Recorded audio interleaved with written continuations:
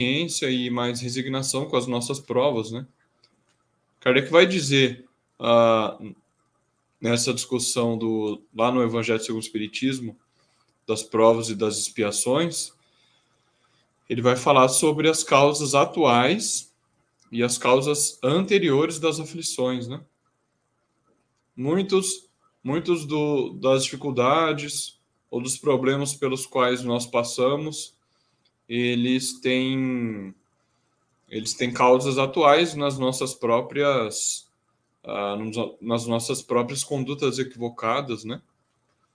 E quando não nas atuais, nas anteriores também, né? Nas existências anteriores a gente pode cometer alguns erros e que precisa expiar esses erros para se livrar e seguir o caminho, né? Porque, como Kardec e os Espíritos vão deixar claro, a imperfeição, aquela mensagem de Paulo, né, no Livro dos Espíritos, a imperfeição é o falso movimento da alma e a punição constitui uma soma de dores que o espírito sofre para poder eliminar essa imperfeição e voltar para o caminho reto, né?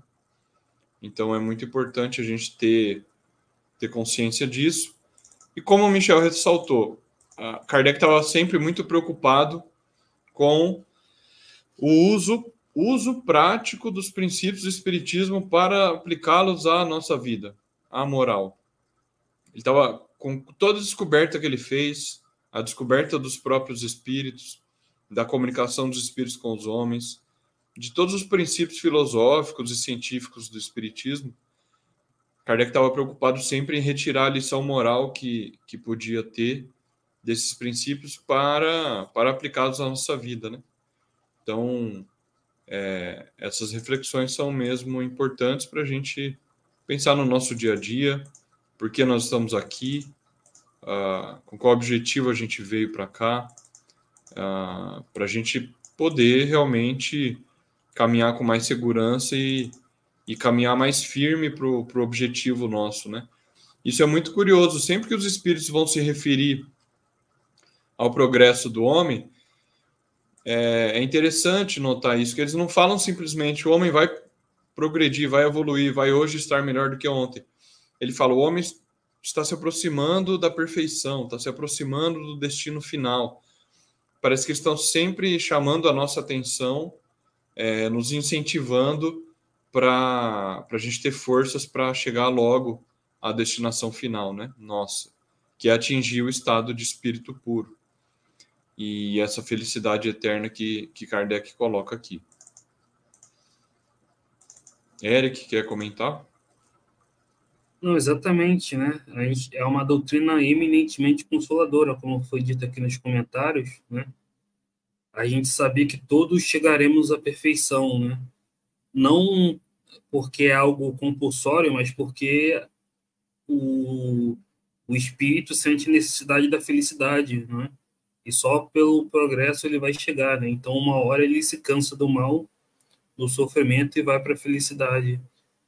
Então, saber disso é consolador, né? Saber que nós seremos eternamente felizes, né? Então, o que se torna nossos pequenos problemas aqui da vida, né, material, né? Que é no máximo assim 100 anos, né?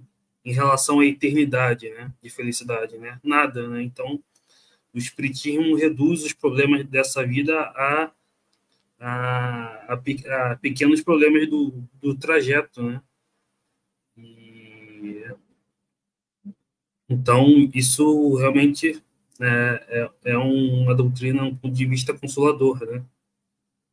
Claro que também ela não tira a importância dessa vida, né? Porque essa vida que vai determinar o nosso progresso, a continuação, né? E como foi dito, né? Todos temos essa missão, né? No sentido lato, né? Todos estamos encarnados por um motivo e escolhemos as provas, né? Então temos a responsabilidade diante dessas escolhas, porque temos o livre-arbítrio, né?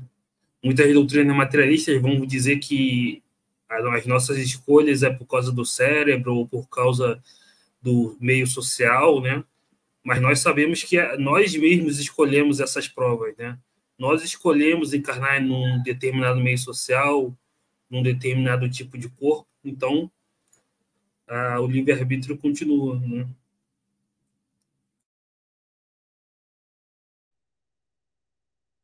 Sim, e outra coisa muito importante, Eric e José, a gente tem que, às vezes, chamar atenção, porque aqui eu estou falando em termos gerais, tá?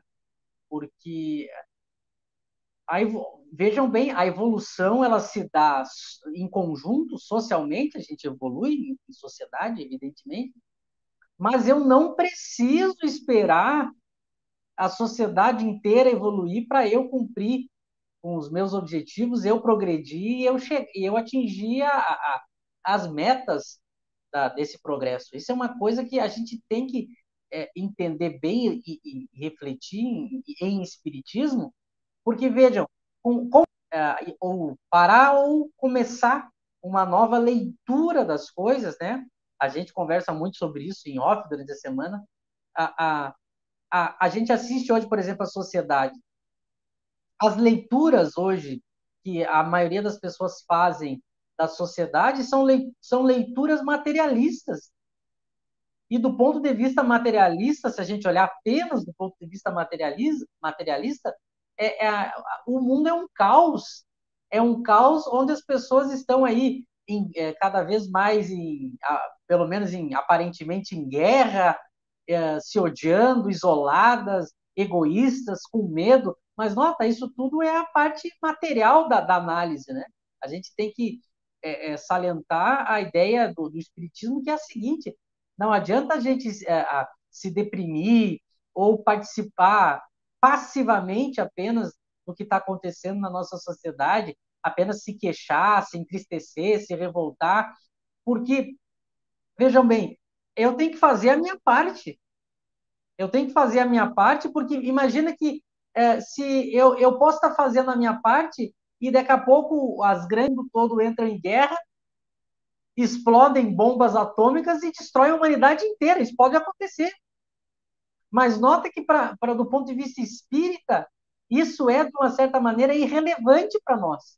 Porque como aqui não é nossa verdadeira morada, aqui não é nossa verdadeira realidade, porque às vezes a gente vive uma preocupação excessiva como se fosse aqui o nosso verdadeiro lar, aqui nesse mundo material, mas não é. Esse é um mundo que rapidinho, logo, logo, a gente vai deixar. Então, eu não preciso esperar as pessoas fazerem, eu não preciso esperar o país melhorar. Eu tenho que fazer a minha parte, e cabe a cada um, claro, descobrir aí qual que é a sua tarefa, os seus objetivos dentro do seu contexto, mas a questão é que não adianta, eu não preciso nem me revoltar ou me deprimir e daqui a pouco não fazer a minha parte, porque como eu falei, eu dei aqui um exemplo drástico, né? Daqui a pouco, se a humanidade inteira se devora, se explode, se mata, bom, vai ser o corpo, né?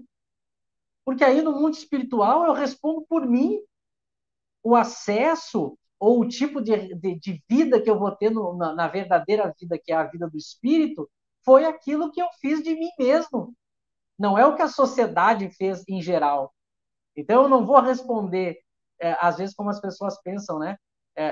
No sentido coletivo de que eu tenho que esperar, ou dependendo de como a humanidade está. Não, se eu fizer a minha parte, eu posso rapidamente escapar de tudo isso. Porque pode acontecer que, por livre-arbítrio, e parece que é o que está acontecendo, o ser humano escolheu ir para um caminho aí da revolta, da depressão, e aqui eu estou usando depressão não só no sentido como doença, né? E só como doença não seria algo criticável, né? Porque ninguém escolhe. Mas eu estou dizendo, a pessoa escolhesse aquilo que depende dela, né? Contribuir para ser mais deprimida.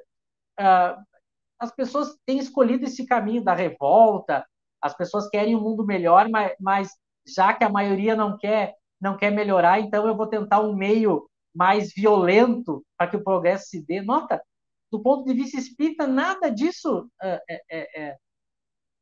precisaria nos preocupar, porque como eu sou um espírito temporariamente no corpo, mesmo que toda a sociedade se revoltasse, se matasse, guerreasse, isso não altera que eu devo cumprir com as leis e com os objetivos que eu tenho que cumprir, E se eu vier desencarnar, eu vou responder pelas minhas ações. Então, isso é libertador, porque, do ponto de vista materialista, a gente